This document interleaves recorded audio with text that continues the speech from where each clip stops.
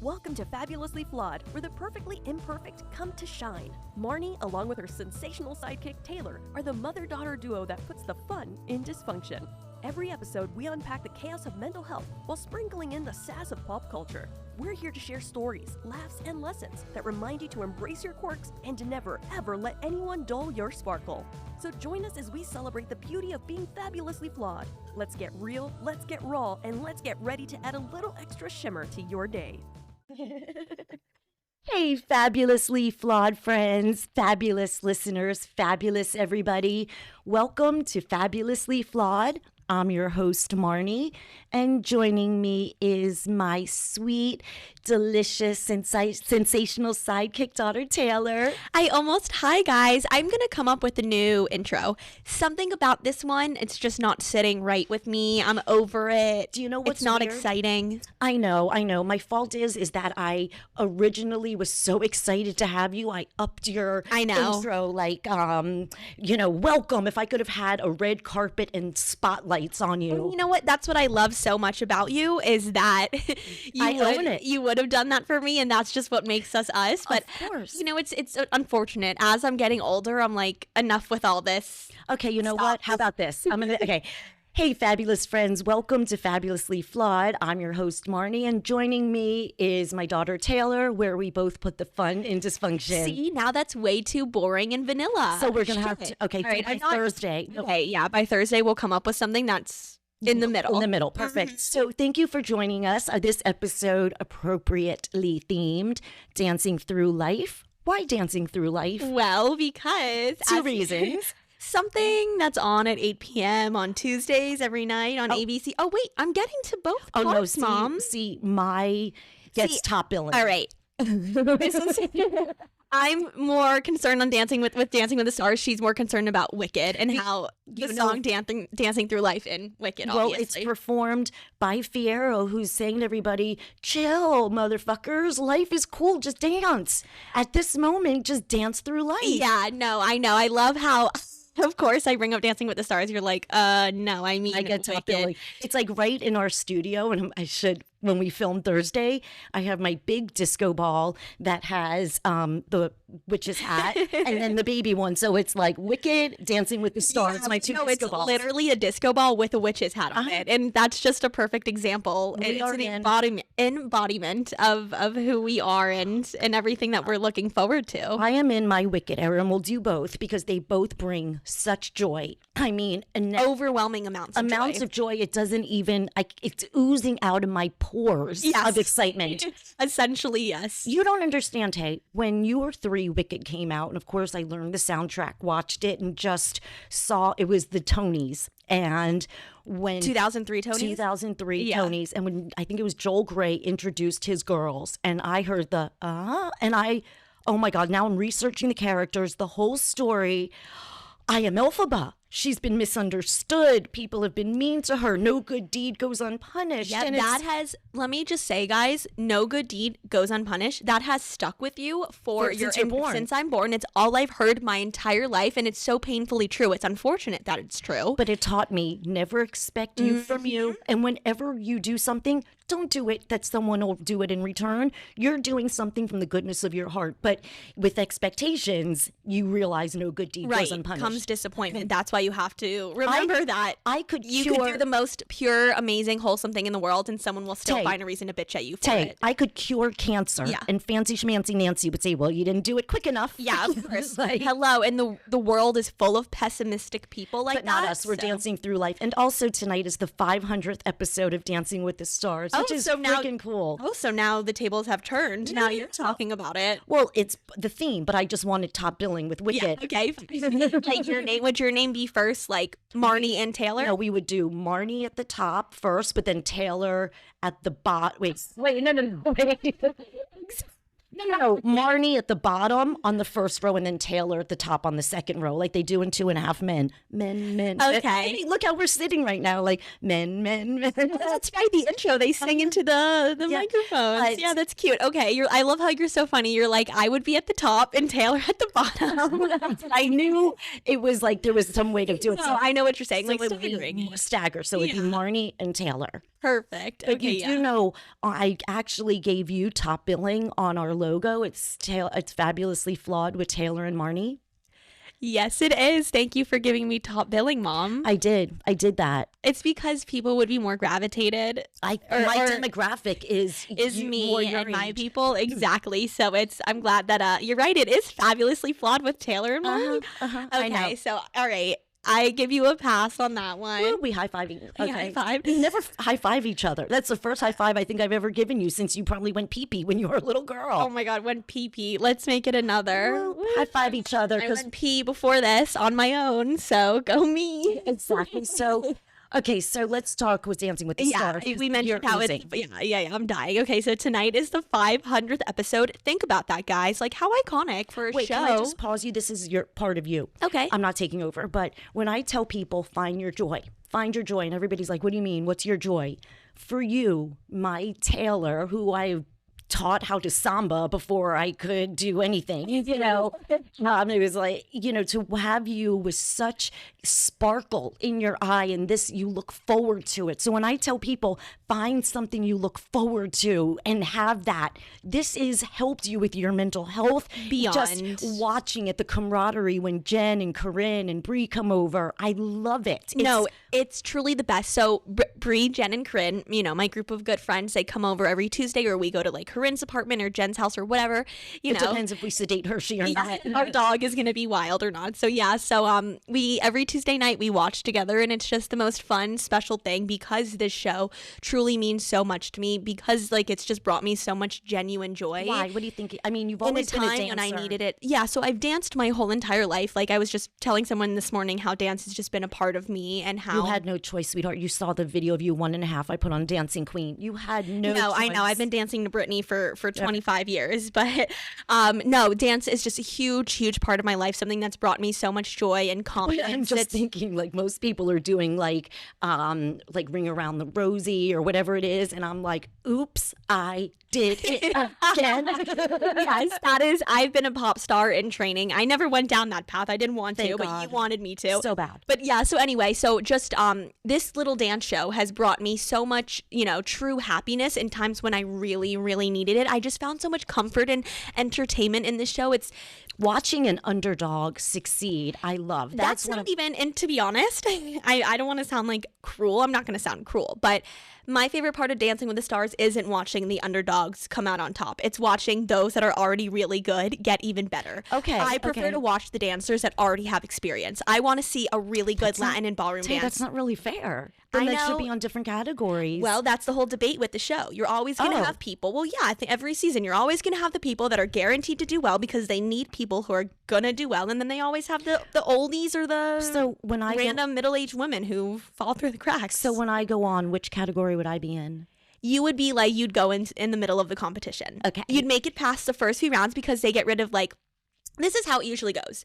The first people to go are either controversial contestants like Anna Delvey this past season, or someone who's just god-awful, like kind of Tori Spelling. She didn't do great. I know. I was so happy for her. Then the bad dancers go, the people who are very unknown. Then towards the middle of the competition, things start to heat up a little bit. I would have been like the Jordan. I would have left. No, like Phaedra. Oh gosh, okay. Yeah. No, Phaedra made it till the middle of the pack, and then she went, because that's when it's like, all right, you have the people who are decent, they get their time. It's like, man, you're still not impressing me. Cut the cord. I see Val going to me, Marni, 1, 2. Oh, no, you and Val would never. No, you would need Alan. Alan or Sasha. Or Sasha. Sasha or Pasha or Alan for you. Someone more on the softer side. The reason I say I'm going to be on Dancing with the Stars is, I've already competed in a mini version of Dancing with the Stars with real performers. Yeah, real ballroom Latin dancers. Yeah. So, again, I can't say it's narcissism, but the greatest compliment was when we did one of my greatest compliments. We did the photo shoot. They said, one of your greatest. Which one's the professional? You did look so hot and sexy. But okay, I will say they were. What? If you were next to Sean, I'm sorry, but I would have assumed Sean was the professional. Really? I'm sorry, but you were 40-something years old. But I didn't look it. I'm 54 now, and I look 10 years younger. You looked like you were 40. Okay, well, I was 43 at the time. Okay. So, but anyway. Sorry, okay, 38. When the group, the Miami All-Stars, they happened to have just finished the semifinals on America's Got Talent, AGT. in industry terms. And industry terms, funny. So then I watched this video and they were wearing a hot pink fringe dress the size of our microphone. And I said to the girls that first night we met, I said, I can wear that if I train hard? They're like, sure. And I'm yeah, okay, sure, Marni. I took it so seriously that I was on ABC's Dancing with the Stars. No, you were. The way you were training, your diet changed completely, your whole mentality. You literally switched into, you were literally competing on Dancing with the Stars. Yep. These contestants, they say it's the most... China Phillips was on Cheryl Burke's podcast, and she was saying how it was the most difficult, grueling experience Dancing with the Stars. It is legit. It's not just a silly nilly little thing. Oh God, no. Learning lifts and... No, these people dedicate every single day of their lives for months. They train so hard. I was talking to, my guy friends, and they're like, how do they get so good? Where they train it is their job. They're getting paid hundreds of thousands of dollars, which is true, to get into that studio and put on a performance for America. It is a real serious job. How Miami sexy could more have I been to dancing to J-Lo and Pitbull? No, I know that was so in South Florida. And and then you were samba, and samba is the hardest ballroom dance to do. Latin dance to do. Sean did try to teach me the samba roll. I could not do it. I know. And Jen, if you're listening, I'm going to show you later how my version of the samba roll, I just couldn't do it. Funny you say that. If you go back and watch Dancing with the Stars sambas, people, a lot of the time you won't see a samba roll in the routine because they can't get it great, and you're not going to put it in the routine if you can't execute it well. So I'm not crazy. No, you're not crazy. Oh no, Joey and Jenna, Hot Bachelor and Sexy Jenna, Val's wife, they just did a samba a couple weeks ago. There was no samba roll in there. You know why she didn't do it? Because he obviously wasn't executing it right and didn't want to... I speak samba roll? Yeah. Okay. And me and Bree attempted a samba roll once. I saw the video. It was when I was a little bit heavier. I'm going to say, was it your heaviest you've ever been? It was the heaviest I've ever been. Oh, you looked so sexy, Tay. Let me just say, I wasn't in a little pink fringe skirt doing this samba roll. No, but you proudly wore a crop top, I bet. Was it the gator crop top? I was in a crop sweater. Mom, it was not a cute sight, okay? I'm haunted by that picture. It burns my eyes. Do you know what? All you have to do is just watch me giving birth and you'll feel way better about yourself. No, because I almost looked like I was... True, yeah. 40 weeks pregnant in the video. I'm mortified by it. Let me just say, I look at it and I melt. So. I don't mean... we're going to go right back to dancing. Oh, that's okay. But I am so proud. This morning, I was going through Facebook and I follow Newsweek, of course, and my 60th opinion piece was printed. Yay! I always thought it was 60, but it was 59, but now it's officially 60. Mom, that is extraordinary and so amazing and incredible. You should be really proud of yourself. Newsweek is a major publication. Well, it's not like the Boca Yenta. We're talking Newsweek. This is a national publication, Mom. 60 times Newsweek has asked me to write my opinion. First of all, thank you, Ryan and Mark. Truly, Goldman and McCormick and Goldman and McCormick. Hey, I wonder how they do. No. To have them on my side, it's just the minute I called, this is how you know when you could make people laugh. They feel comfortable. And my personality is just very warm, engaging, and funny. So when I called the first time, he's like, Mark Goldman. And I said, hey, Mark, it's Marni Goldman, cousin Marni. And that's so cute. That's right. You guys have the little joke about cousins. So when he wrote the other day, he's like, hey, cousin Marni. And, I took time off to really figure out my world, mental health, really break down, heal. And I was like, I'm ready to go back out there now, So to have them on my side, it's just awesome. So thumbs up. Yeah. Woot woot, girl. I whistled that woot woot. I don't know where that came from. No, you changed it up. You made it a little bit. Yeah, I love it. You're like little Snow White. Who whistles? Well, the little birdie. Oh my God. Wait, no, this is so weird. Oh my God, yeah. Tell the story. I am Snow White. No, you are. When you ask the universe, when you really believe in the universe and the universe knows it can trust you, you're on the same page, and you really want a sign of something, I sit and I manifest and I'm journaling and I'm just like, universe, please send me a blue bird or a red cardinal to show me that I am where I'm supposed to be. Within 2 minutes, the friggin' blue bird comes holding the peanut. Okay? Whoa. I know. So... Especially when you literally just asked the universe. And we don't live in a a place where there's a bunch of birds. I don't have a bird feeder in front of my house. Right, nothing like that. Like, okay, Marni, of the bird feeder. So then this morning, I was just doing my gratitude. It's gratitude month. Every morning, I believe everybody should start and just, you woke up alive with a roof over your head. You're fucking grateful. Absolutely. So I was like, wow, my 60th Newsweek. I am just so overcome with gratitude. I was like, thank you, universe. I said, Bluebird, if you're around, can you show me, that I'm where I'm supposed to be? Little birdie showed up, filmed it so I could show you. We're on this side of the fence even. And I'm like, hi, birdie. I'm just so happy that happens because I know for you, like, it just gives you that total sense of like comfort and reassurance, and you need it so badly that I'm just so happy that you're getting it, because it's almost like it's fuel for you. Like, I remember saying, Grandma Sally, are you there? And the butterfly came. Yeah. In the middle of nowhere. I wasn't at butterfly land. So when you believe. Your obsession with butterflies has made me want to get a butterfly tattoo. Oh, can you do a temporary one first? Nothing against tattoos. No, there's a lot of people who don't like tattoos. It's okay. You don't have to be so political correct. No, someone said to me, you don't have a tattoo? I could have sworn you would. I was like, really? What part of me would you? Tattoo? Yeah, not at all. But it doesn't really matter on anybody. Anybody can have a tattoo. It's so symbolic. I'm afraid of I won't even do temporary eyebrows. I know. No, me, I definitely want a little tiny butterfly. I do love butterflies because I feel like if there was any tattoo I would get, Mom, you'd want me to get like a little butterfly. You know what? I've been cocooning for like 54 years, right? And I feel like I just became a butterfly. So maybe my butterfly will be a symbol of like your growth. I'm representing it for you. I'm literally giving a shout out to Eric Carlisle when he wrote The Very Hungry Caterpillar, because it's so true. Little egg just laid on a leaf, and then one day he made a little hole and got hungry, and he had the one piece of cake, and then he got hungrier. Remember? Of course, I know that story. I think Bree and I were just talking about caterpillars and butterflies the other day, actually. I was like, of course we were, right? I speak telepathic with Bree. It's the weirdest thing. So my mom and Bree, who's like, as you guys know by now, she's a very main character in my life, my best friend ever. Her and my mom have like a very special connection. Because she's not sometimes just your friend. Sometimes you're I'm the like outsider. Yeah, I'm the outsider. You're the third wheel. For sure. No, I literally am. You and Bree will hang out for hours by yourself. It's because I knew I'm in my room. When she was 10, I could have had a cup of coffee with her. Yeah, okay? I've been saying that forever. Her and David Min, the two of them in fourth.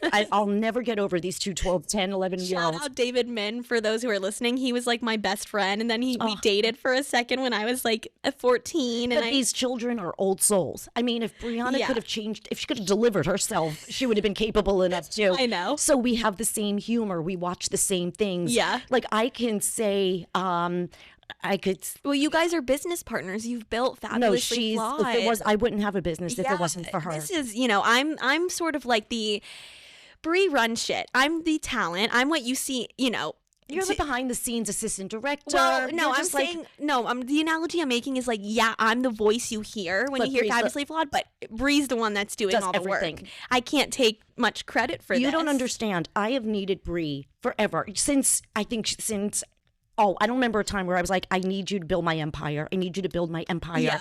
So her timing freed up in life when it was meant to, when I truly needed her to build my empire. So don't ever go against the timing of life, because I wasn't ready for Brianna before.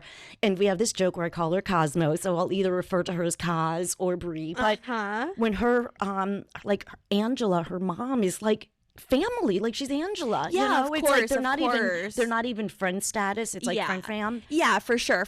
No, it's that total sense of closeness and everything. She showed me, I'll never forget, 17 years old, when the entire group was not on your side and she was on the floor with you. Eva was not there yet, but Eva was on the floor. Eva came in a couple months later. Exactly. But then she stayed on the floor with you girls. Yes, no, I found my people, and I'm so lucky and grateful. And Bree knows how much she means to me. I tell her all the time. Which, when you guys see Wicked next year, part 2, and they sing For Good. I know. No.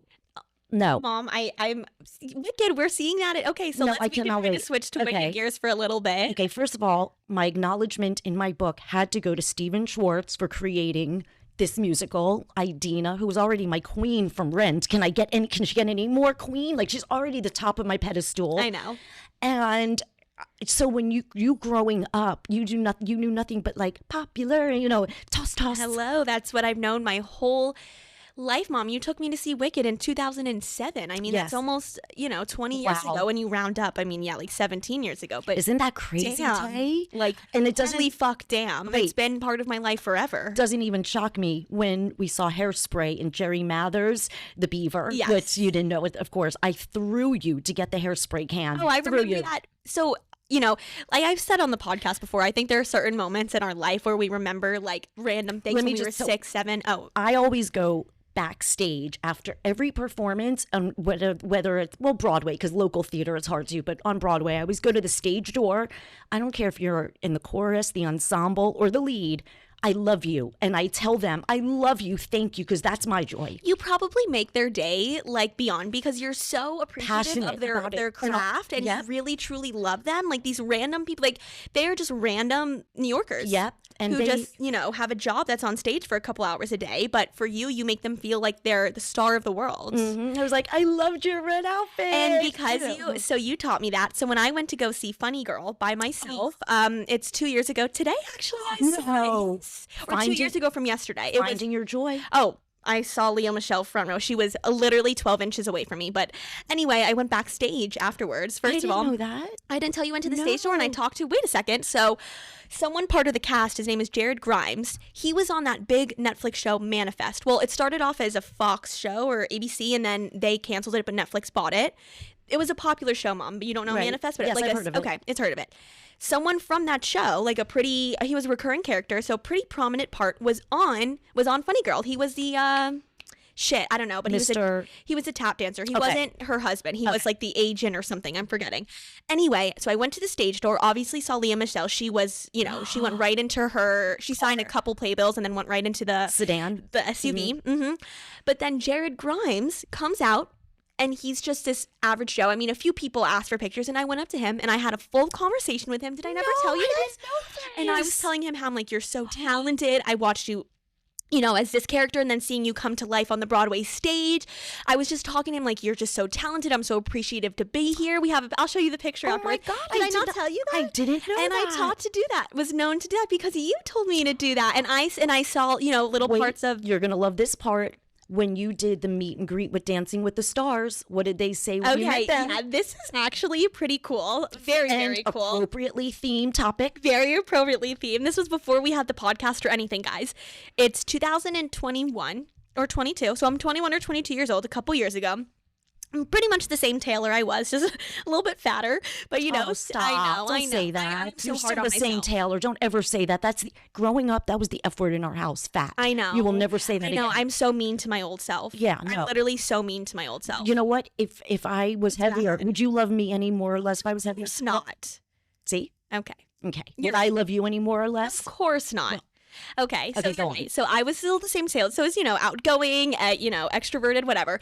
I walk into the meet and greet. The whole cast is Because there. we don't just do regular seats. Right, of course. Hello, I wasn't going to not go see the Right. host and sit second row. I Right. mean, hello. So I go and I'm just talking to them, like just being me, like, oh my God, I love you guys. Alan, you're so sexy. Like, I'll date you. Like, whatever. I was just being silly. And Caitlin Bristow was the guest star on that specific tour. She was a bachelorette who won a couple seasons ago. And she has a podcast, pretty big podcast. And Sasha, the professional dancer, he had Jen, the bachelorette this season, for those of you who are, kind of just not really too familiar with their names. He said to Caitlin, when I was done, kibitzing with all of them and just being it, he's like, Caitlin, this girl needs to be on your podcast.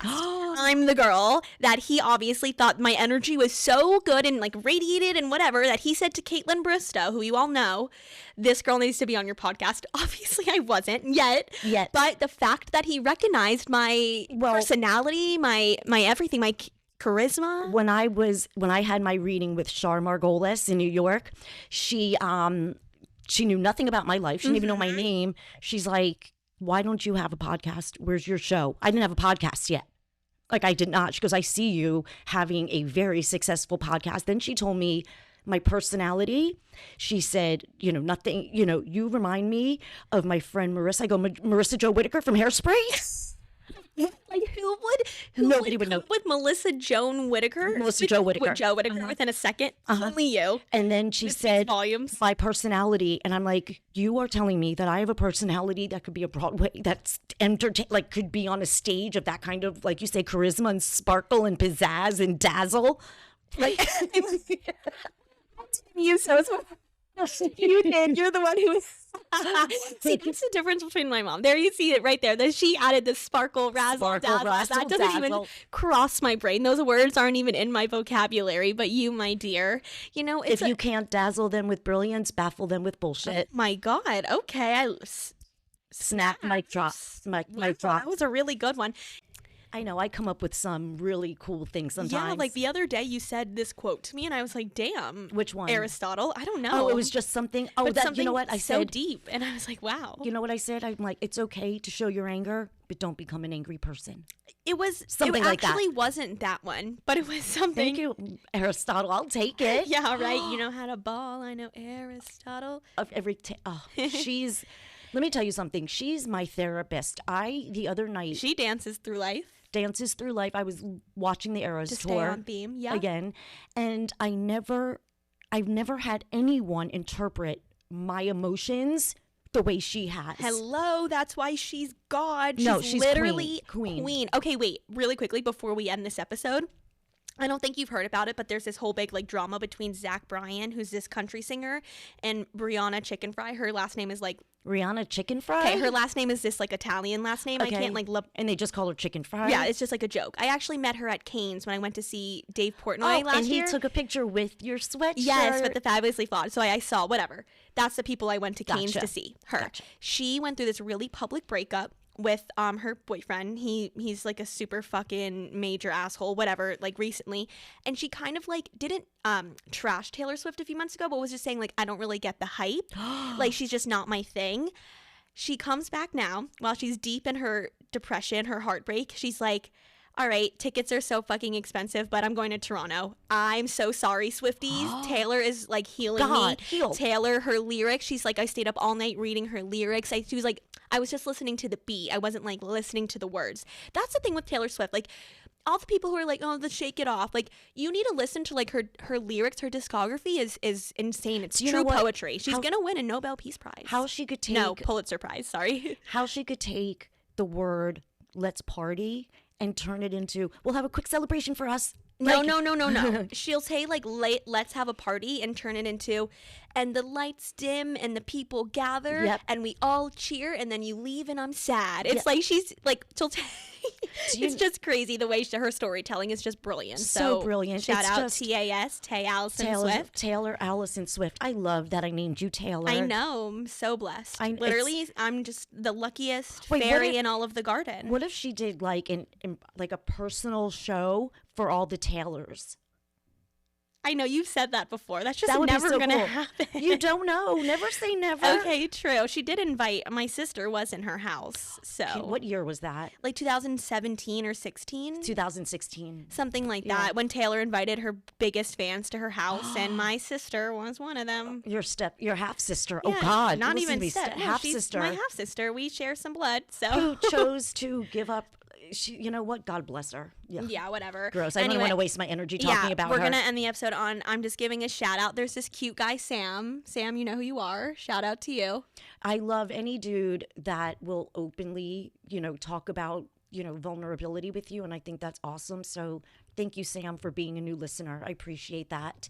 And thanks, Sam. And Taylor, tomorrow I cannot wait to do my new Newsweek that just came out today. My opinion piece was a really good one. You know how we play the game Bookable? Like, am I bookable? Yes. This woman took it to a different extreme. Oh, I need to tell Molly about this. Molly will still say to me, was I bookable? Really? It stuck with her, Mom. Am I bookable? Has stuck with Molly forever. Let me give everyone a real quick thing. I used to be a casting director. Rest in peace, TR. And I used to audition. And so I would do things in my family like, you would say, there's no more milk. And I would go, and you'd say, was I bookable? And I'd be like, no. Meaning believable. Believable. And you would be like, there's no more milk. Like, you wouldn't be real. So all these years, it's like, was I bookable? Was I bookable? But never to be cruel or mean. We would never use it. It's like a funny thing, like the TV's not working. was I bookable? So this article, the woman took it, this pregnant woman took it to a complete different extreme. And are you going to talk about it on your Newsweek episode tomorrow? Tomorrow. Yeah. So tune in, guys. And it's just really cool because my words of wisdom help people. Like, what the fuck, Newsweek? Helps me. Hello, you've shaped me into this whole new woman this past year. So, like, you truly. So. I've healed myself also, which has healed me in turn. I love it. Thank God, because we're connected. I know we're a little delusional. We are, but it's delusional. Okay. We're dysfunctional. We are so dysfunctional. So cool and funny. But we put the fun in dysfunction. Yeah. That's what hello. we're here. That's our tagline. We put the fun in dysfunction. Exactly. So on the note of Glinda, never ever let anyone burst your bubble, because Glinda would not, and never ever ever ever ever ever ever ever ever ever let anyone in our Paris division, in my Paris division, je ne sais quoi. I love her so much, with her beautiful cat, Marni cat, and it's an inside joke. But anyway, never let anyone dull your sparkle, guys. I love you so much for listening, sending love, light, happiness, and peace. Thank you, guys. Thanks, guys. Love you. Thank you for tuning in to Fabulously Flawed. Remember, every Tuesday and Thursday, it's your time to join Marni and Taylor, the mother-daughter duo that's redefining family time with a twist, putting the fun in dysfunction, one episode at a time. Craving more? Visit us at fabulouslyflawed.com. And don't miss out on the feel-good vibes with our exclusive merch at fabulouslyflawed.net. That's with 2 Ds on Etsy. Keep your sparkles shining and spread that fabulous energy.